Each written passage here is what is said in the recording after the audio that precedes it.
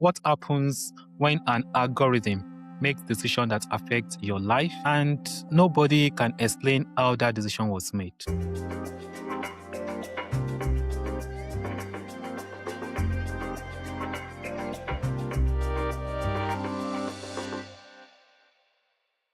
Hello and welcome to Future State Podcast. This is the podcast where technology, law, and leadership meets. I'm Emmanuel, and in each episode, we focus on forces shaping our future and what leaders need to do to understand and navigate them successfully. Today, we are going to discuss something more fundamental. We are going to be talking about trust. Because no matter how powerful technology becomes, societies only function when people trust the system that governs their lives. And as models increasingly influence decision, trust is becoming one of the defining challenge of our time. People struggle to believe anything, and it is even now affecting politics.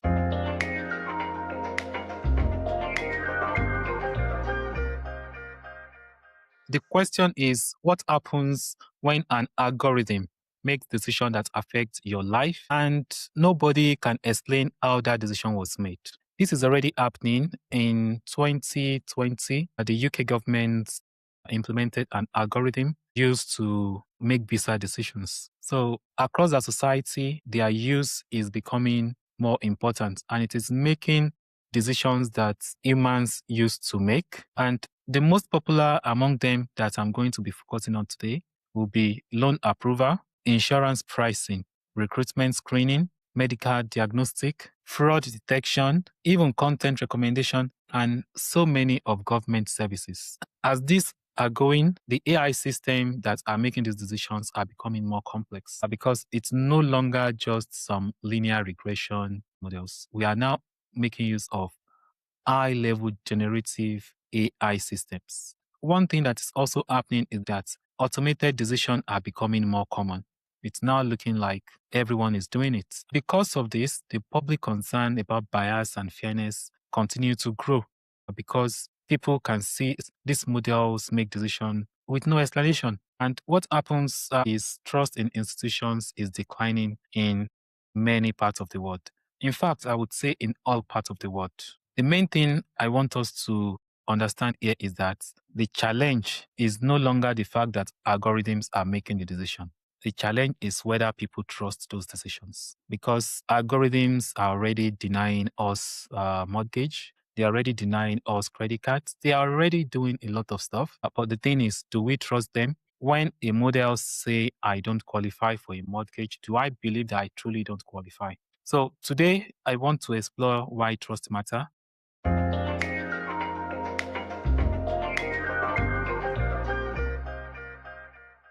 Trust is one of the valuable assets in the society. Trust allows people to work together, even to do businesses together, participating in institutions like the rule of law, the courts. We all go to court because we believe that we are going to get justice. And trust is what makes us accept decision. Currently, any decision that is made in a court of law is accepted by both parties. And this is because we believe in the judiciary. And this trust helps us to cooperate at scale. It is because of trust that we pay our taxes to the government, because we know that when we pay those taxes, the government makes use of them in the right way. When there are no trusts, it leads to a lot of problems. Some of them is the fact that organizations become inefficient because people would no longer put in their best because people don't trust the system. And the effect of trust is huge for the government. When people don't trust the government lose legitimacy. That's because the legitimacy of government is the people. Because without the people, there are no government. When people no longer trust the government, there will be more protests. It is very important for government to have that trust in the people. Relationship also break down. Let's use the example of man and woman. Of people be together because they trust each other. Once they no longer trust each other, then the relationship continue to break. Also, when there is no trust, organizations don't collaborate. And when organization does not collaborate, innovation slows. So with all these few points, you can see that trust is highly important. And without trust, it appears that nothing can actually move. Let's use the example of an aircraft. Most passengers do not understand the engineering behind a flight, yet they trust that the aircraft will take them to where they go. They trust the aircraft, they trust the airline, they trust the pilot that most times you won't even see. They also trust the regulators that they will do the right thing. It is this trust that enables participation without requiring complete understanding. When people don't trust the process, they will continue to ask questions and questions and questions because they don't believe it. And many of us has used this trust uncountable time. When we take this back to technology adoption often depends less on capability and more on trust. If you introduce any technology to people, they will only use it if they trust you. And I'll give you an example. Look, if Microsoft, if they put their name on any products, people always try it. And that is because of the name of Microsoft. So when you have name, then and people trust you, then they will take anything from you. So what I'm trying to say is that people do not simply ask if something works. The main question people ask is, can I trust this product to work? So, and when people can't trust it, technically they don't buy it. So that means that even though AI is becoming popular, the adoption of AI will have to do with people trusting that AI will give them the benefits that they seek. So now I will now go to the trust challenge of artificial intelligence. A lot of people don't trust AI. And why do people not trust AI? Let's look at the way AI operates. In the past, traditional decisions will involve somebody you can identify as a decision maker. For example, when you go to the bank and you want to get a loan, there will be a bank manager that will approve your loan. So if you have a decision that you are not satisfied with, you can come back and book an appointment and say, please, can I speak to your bank manager? We are now in a system where if you go to a bank manager, it won't change anything because the model make the decision. Another example, in the past, you have an hiring manager who selects candidates. So if something happens, if you feel that you should be selected and you are not selected, you know somebody that you go to. Now, in the case of AI, you don't know the address of the AI. When doctor recommends treatment, you can always go to the doctor. This is my situation. Can you make some adjustments? But in a case where an AI recommends that treatment, what happens? So in the past, responsibility is visible. You know who to meet, you know who is making the decision.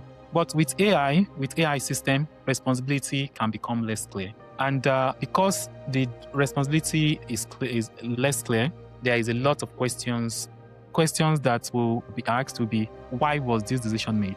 And that is because in the question, there is not enough transparency. So that is why there is the need to know, why is this decision made? If there is trust and there is transparency, the reason for the decision has already been clear, this question will not happen. And also the second question of accountability, because if that is clear, that if it is visible, if the decision maker is visible, accountability will be clear. But in this case, accountability is not clear. So that's why there is another question of who is accountable. And also, can the decision be challenged? There should be a legal way to challenge a decision.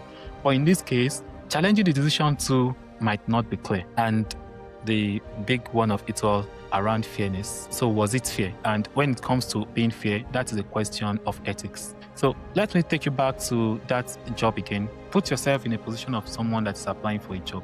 You are rejected before speaking to a human, and an automated screening system makes the decision. Naturally, you might be asking a lot of questions, like what criteria was used? Was the system biased? You can also ask that, is there a way to challenge this decision? Can you appeal? If you look at all these questions, they are all trust questions.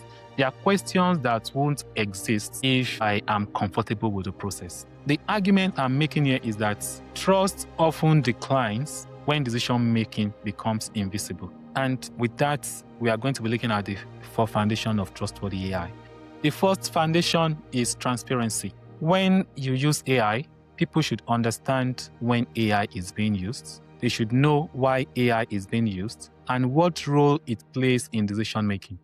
The concern organizations have is that when they are transparent, that people can know the secrets of their business. No, but It doesn't require revealing every technical details. What it does require is that you are honest. Another thing that we need to consider is accountability. That is the second foundation. Every decision-making system should have an identifiable accountability. Someone must ultimately be responsible for that decision, not the algorithm, not the software.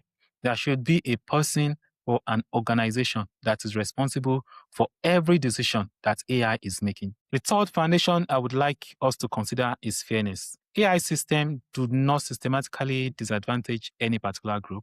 AI is trained on data sets. If this data set AI is trained on is biased, then AI will give an outcome that is not equitable or biased. So I won't say that is the fault of the AI system. That is the fault of those people that prepared the data that the AI is trained on. And that brings us back to foundation 2, the question of accountability. Because in that space, when people train AI with biased data sets, then they are responsible for the AI outcome. If you have any question, please put it in the chat, please in the comments, get in touch with me, and I will provide more clarification. So another foundation that I would like us to look at is reliability. People trust a system that behaves consistently. When an AI continues to perform day in, day out without making mistakes, then people continue to trust it more. So, and if an AI system continues to produce unpredictable outcome, then it will quickly lose credibility. And it is not just an AI system. We as humans, if somebody tell you that they are coming to your house at 6 p.m. and they arrive 3 or 4 hours later at 10 p.m., at some point when they tell you they are coming, you should just go about your business because they are not going to turn up on time. So people will trust the system if the system behave well consistently. And that is one thing it should be. And in that sense, what I want to say is that trust is built when systems are understandable, accountable, fair, and reliable. All these 4 elements is important for trust to be established. And organizations that go through all these foundations use trust as a strategic advantage. Because when people trust your organization, they always come to you. The challenge some organizations face is that they treat trust as a compliance issue.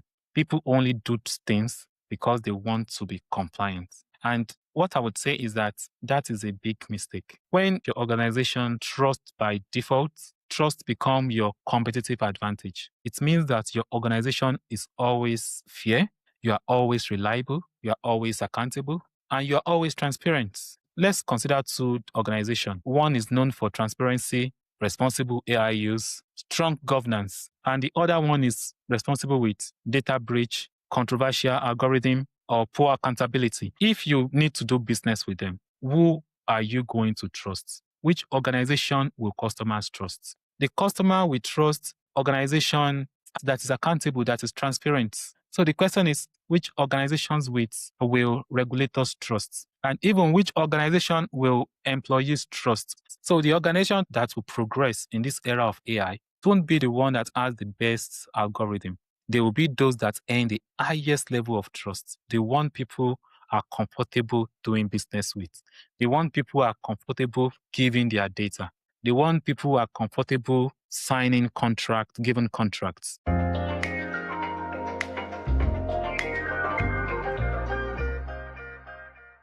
As a leader, there are 3 things that you should do today to ensure that your organization is trustworthy by default. The first thing is that you should audit trust, not just technology. And how are you going to audit trust? You should ask yourself, do people trust our system? Do they understand how our decisions are made? Are concerns openly discussed and addressed? Many organizations don't want you to complain. Some of them don't even have a feedback form. Anytime you have people raise concern, you should treat it with urgency and responsibility, because those are the ways. Trust should be measured alongside performance. Because what happens when people don't understand how your decisions are made, when there are no way to address concern openly, you will end up losing customers because people will find it difficult at some point to continue doing business with you. Some might do business with you if they are stuck, but immediately there is another competitor, you lose business. So that's why you should always audit trust. The next thing that you should do for all your system is to design for externability. where decision affects people significantly, there should be a way to explain that decision. And example of this is hiring. During recruitment, people should understand why they lose their job. When people come for your interview, even if they don't get a job, try to send them an email. This is why you did not qualify. It might be in form of feedback, but always give that disclosure. In healthcare, in public services, when people don't trust the benefit system, for example, it causes a lot of chaos. If you look at the West, there's always complaint about benefit, who is getting the benefit, how much people are getting, who is not working. In the real sense, benefit is helpful for the people, but then when people don't trust the government, people doubt the government processes, which affect those people that needs benefit to survive. So leaders should ensure decisions can be explained and challenged. It's not just that you can explain it, you should provide a legal means for people to challenge those decisions, especially when they are decisions that affect their livelihood. The third one is ownership.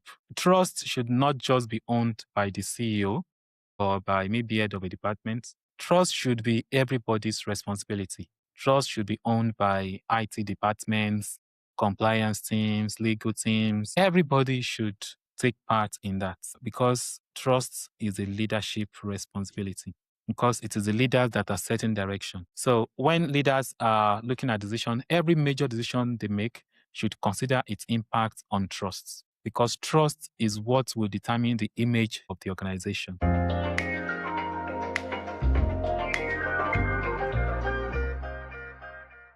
Throughout history, trust has enabled society to function at scale. Trust in governments, trust in institutions, trust in each other. That is what has been keeping families. And as AI becomes more deeply embedded in society, this is a new question that is emerging. So the question is not whether machines can make decisions, because increasingly they can. The question that is before us is, can we build systems that people trust enough to accept those decisions? And if trust becomes the most valuable currency in this digital age, who will earn it and who will lose it?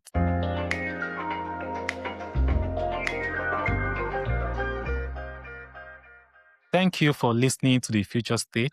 If today's discussion made you think differently about technology, trust, leadership, share this episode with a colleague, executive, policymaker, or friend navigating the opportunity and risk of AI. Next time, we are going to explore another fascinating topic. That is the rise of digital nation. There, we examine what separates digitally advanced country from everyone else and what governments around the world can learn from them. Until next time, keep asking not only whether technology works, but whether it deserves our trust. Thank you.